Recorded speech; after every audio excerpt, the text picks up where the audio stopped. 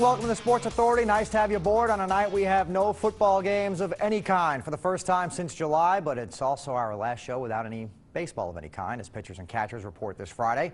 Former Xavier guard Brad Redford at the Telestrator following a big Muskies win, and we'll go one-on-one with Tommy Tuberville after UC's signing day. But we'll start in Dallas, where a couple of streaks ended last night for the basketball Bearcats. Their 15-game streak vanished, along with that perfect 11-0 start to conference play. SMU played as if it was its biggest home game in years, and essentially it was. Mustangs had gone nearly 3 decades without beating a top 10 team. On campus today, the student athletes hosted a play date with the Bearcats to benefit Mitch's mission, which will send pediatric cancer patients to camp this summer. Football team on hand to support the cause and their fellow Bearcats on the hardwood.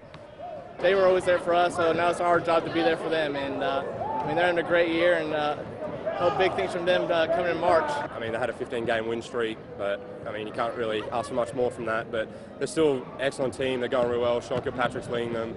Troy Copain's doing really well, and Justin Jackson's killing it as always. So it should be good when we come to March Madness. I wish those guys the best of luck at what they're doing. And those guys, those guys motivate me as well to be better, because we want to compete on that national level as well and be noticed like those guys. So, utmost respect to those guys, and I'm happy and proud of those guys.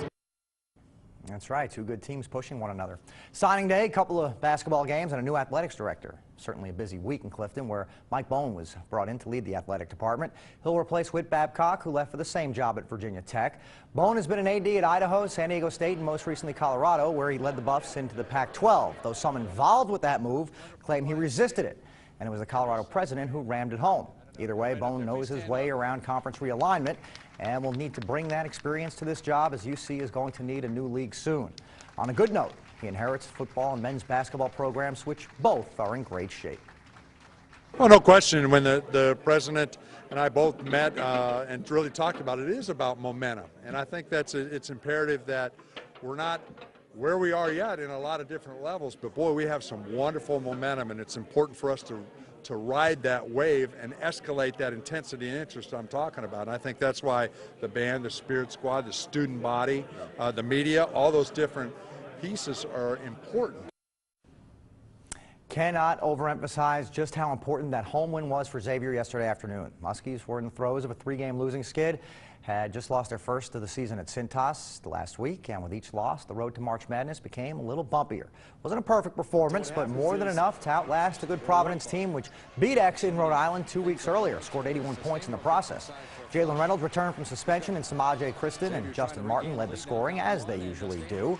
But what really showed was the defensive effort this time around, and there was a reason it was such a high level. We were battling ourselves. We were trying to have to prove to ourselves that we were, the better defensive team. And these guys hate when I say it, but I always say you got to be the hungrier Howie, and you got to be the guy that wants it more. And for us, you got to want it more than everyone out there. That includes the rest of our teammates. You got to be the guy that wants to dive on the floor, get a loose ball, wants to take pride in owning your own guy. Brad Redford, kind of nice to do one of these following an X win. Yes, happy to be here after a big win, getting off a 3-game skid. Let's start off here. Jalen Reynolds back from suspension. Good to see him again. Good to see him back. High athletic fly around the basket. Providence is showing zone right here. Get the ball to the middle of the floor, and good things are most of the time they're going to happen. We're getting it to Matt Steinberg. All eyes are on Matt right now.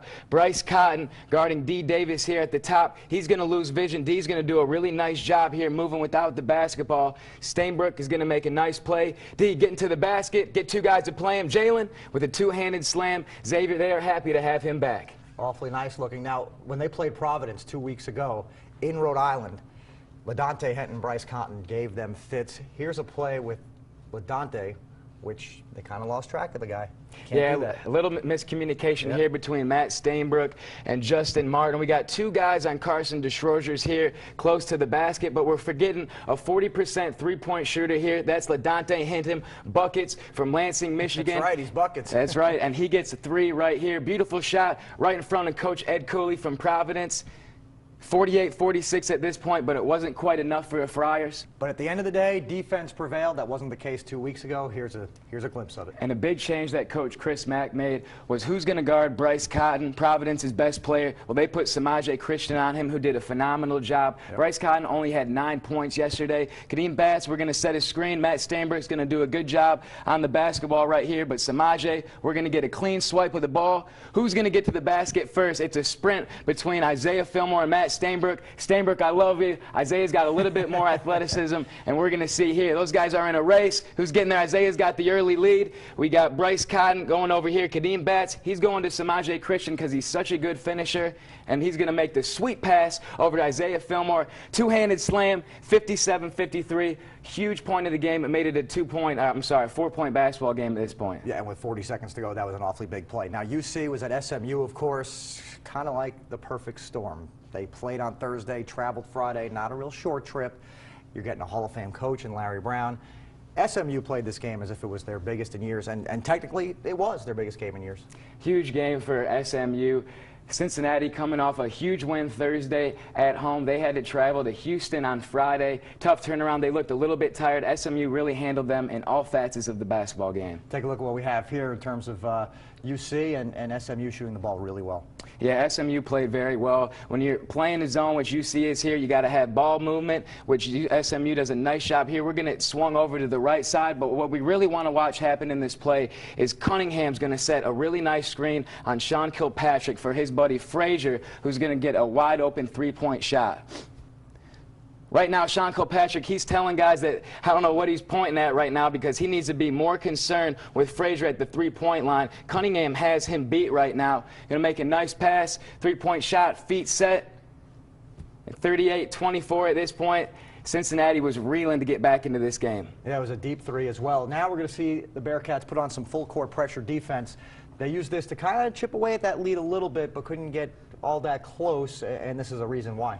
Yeah, they were really trying to put pressure. Anytime you get down, and especially the way UC plays, try to get some easy baskets through turnovers. Yep. We're going to see here, we're going to try and get some guys that double the basketball. Right now, we got Jelon Gwynn, we got Titus Rubles, who are doing a nice job putting the pressure on, but SMU's guards really handled the pressure well. We're going to try and get one more trap right here. Kevin Johnson, the freshman, he's going to have to stay on the sideline, which he doesn't. Titus Rubles is going to be very active and get a nice double on this ball right here. But Kevin Johnson, keep your feet on the sideline. Use it as a third defender. He doesn't do that. Jackson, Jermaine Sanders can't make a play on the basketball. Tough night for UC. Well, UC obviously lost for the first time in 15 games. They have a week off. I think they'll be able to regroup. Do you feel a lot better about Xavier now, especially with two tough road games coming up at Georgetown, at Marquette? A couple of teams looking for payback from the first round of round robin in the Big East. Well, they needed a big win after losing at home to Seton Hall just a week ago to get Providence. Now you're third place in the Big East all by yourselves. Huge game for them to get. Those guys are feeling very positive about where they're at. Brad Redford, thanks so much for drawing it up. Thanks for having me. Okay, back on the show. Last call for the poll question. Which conference tournament would you like to attend the most? AAC, Big East, Big Ten, or the SEC? Obviously, we're limiting these to the tri-state region. Log on to local12.com or call 345-1212 to cast your vote. Okay, with Rick Broering, Xavier Musketeers, and Richard Skinner, we know you. You guys know the poll question. What do you think? Conference tournaments, which one would you like to most attend? The Big Ten for sure. It's a short drive. That's a good part. I mean, yeah, that's the best part of it. But the basketball should be so good. I mean, there are so many good teams in that league that, honestly, you get to the quarterfinals on, I can't imagine there's a bad matchup. I think those matchups from the quarterfinals on would be, 4-2 in one game, 7 games to really watch. We talked about this in our sports office earlier today. Those teams are beating each other up so much. They might not get out of the round of 32 of the NCAA tournament by the time we get to it. Yeah, I think they're going to be awful ready for that. I think they're awful good. Either way. Yeah. Yeah, it could go either way. What do you think, Rick? The Big Ten will be great, obviously. I'll go with the Big East because that's where I'm going anyway. But I say Madison Square Garden. First of all, there's going to be great games in the Big East tournament, too. Right. It's loaded from top to bottom. The top end isn't as good as the Big Ten, but all throughout there's good teams. There's no bad teams in the conference this year. And at Madison Square Garden, it's tough to beat. Take New York City out of the mix, and then what do we do? Big Ten. Okay, there we go. Thanks very much. He's a Musketeers guy. Exactly. Of course. Let's talk about the Musketeers. They got the win yesterday. Jalen Reynolds comes back, reinstated from suspension. Didn't play much. just scored the one bucket, a dunk inside, but they looked considerably better, especially when you consider they gave up 81 to Providence just 2 weeks ago. Yeah, well, the thing about Jalen Reynolds is he played 11 minutes, which is actually the most he's played since the Marquette game several weeks ago. So it was actually a good showing for him in his first game back. It's a great matchup for him in that game. As far as Xavier goes, their offense wasn't back. They only scored 59 points. Right. But defensively, they were back to their roots of where they were at last year and where they were at the beginning of this season, and that's what they needed. They'll score the ball. The scoring will come and go because they're not a great shooting team, but they have to be good defensively every game. Well, fair to say, though, you can live with a poor offensive outing if that defense is there, because eventually that offense will come around. So you want the defense to be there night in and night And out. outside of Creighton and Villanova, you look around the Big East, and Nobody there's a else lot scores. of teams Yeah, that doesn't score very exactly, well. So it's a good way to win in the Big East if you can play defense. You got to score 90 on Creighton, though. Yes. Yeah, you do. And you said a few weeks ago you think X is poised to make potentially the deepest run of anybody in the tri-state. Do you still feel that way about them? They'll bounce back? And I do, because, again, everybody talks about defense and defense in the NCAA. The NCAA tournament's about scoring. Who scores the best? Right. And Xavier, to me, scores better than UC. Now, that being said, UC's probably still going to go in as a 3 or 4 seed, so they're going to still have a favorable matchup for the first couple of rounds. Mick has done such a good job to maximize that talent. I just don't know how much they can score when the game's on the line against good competition. Well, we saw it last night against SMU. If they need to score 75 or 80, they can't do it. It's troubling. Right. It's troublesome. Shocked by the loss at SMU, or quick turnaround, no, trip, Larry Brown, great coach? SMU's really, I mean, they're 19-5, and keep in mind, Yeah. 2 of their 5 losses, one's at UC and one's at U of L. Those are not bad losses at the end of the day. They're really good, and he is just, I mean, for a guy to do it in the ABA, the NBA, different college teams, he is good. He might arguably be the greatest coach in the history of basketball, and I don't say that lightly, because he's done it so many different places. Different places, different levels, Right. championships Right. at both levels. I mean, it's really quite impressive. Not to mention, UC was in that boat where they couldn't do a lot of things offensively for the last couple of weeks. That was coming. They were due for a loss. It was, I mean, absolutely. those problems it was were almost a coming. perfect storm. SMU's playing well, UC's not playing all that well, and you're playing them on the road. And Justin Jackson's been hurt. Sean Kilpatrick's been sick. There's been a lot of things going on. That was coming. And then you throw in a Thursday game with travel on Friday. Yeah, It's it was a trip. perfect storm. Yeah, it was. Okay, very quickly, I want to ask you about Marcus Smart. Obviously, he got into the situation in the Oklahoma State-Texas Tech game. 3-game suspension. The fan, Jeff Orr, says it was not a racial slur to prompt that. He just said something he shouldn't have said. What do we think here, guys? I would tell you, fans just need to shut up. At the end of the day, they need to stop this. And this was coming for a long, long time. It shocks me that something worse hasn't come by now. At the end of the day, fans, it's okay to root, but honestly, you don't need to say one word to the player. I get that emotions run high. Leave the players alone. Leave him out of it, whether he said a racial slur or not, because it's his word against anybody else's. And even if he didn't, just shut up. Just cheer as a fan and leave the opposite team out of it. And it's not Orr's first rodeo with this. We've seen video clips. Texas Tech's in a tough spot, though, because he's a big booster. Yeah, dude, you're not part of the team, okay? You pay for the team. Keep shelling out your checks. You can shake hands. You can bake cookies for the kids afterwards, but quit talking trash and getting in fights with other players. Absolutely. He's an adult. Marcus Smart is a kid. He is, yeah, and he's not getting paid. Right, exactly. And until college kids are getting paid, we don't have to expect better out of them, in my opinion. Rick Broering, Musketeers Report. Richard Skinner, thanks so much, Thanks. guys. We will definitely be watching for Carter. As you may know by now, tomorrow night at 11, we'll be taking a closer look at AAU sports, or travel teams, if you will, select teams, and whether or not it's worth all of the investment in time and money. Some parents are spending tens of thousands of dollars to get their kids the extra and higher level competition.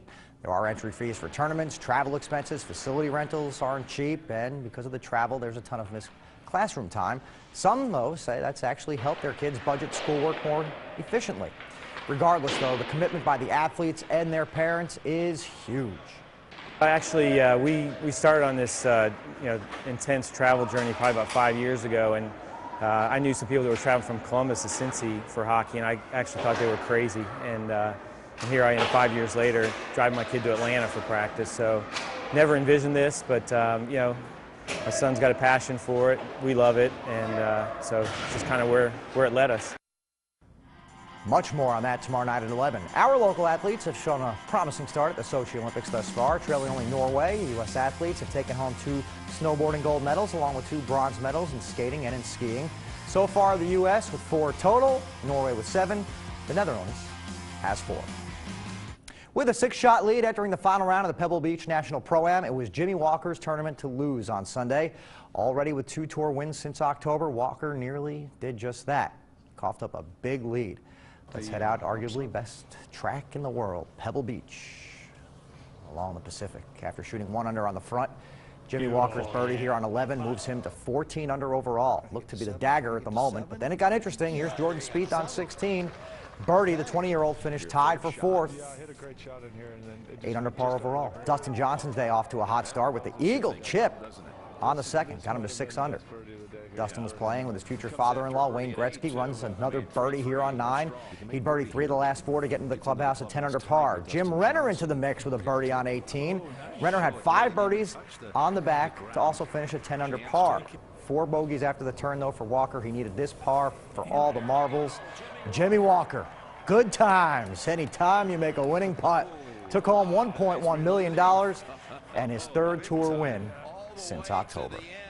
Nice job by Jimmy. That'll do it for tonight's show. Thanks so much for joining us. Have a great week, everyone. We'll see you back here next Sunday night with news from, get this, spring training. Reds pitchers and catchers report this Friday. Xavier also has 2 road games this week at Butler and at Marquette, while the UC Hoops team is off until Saturday when they'll face Houston. Good night, everyone.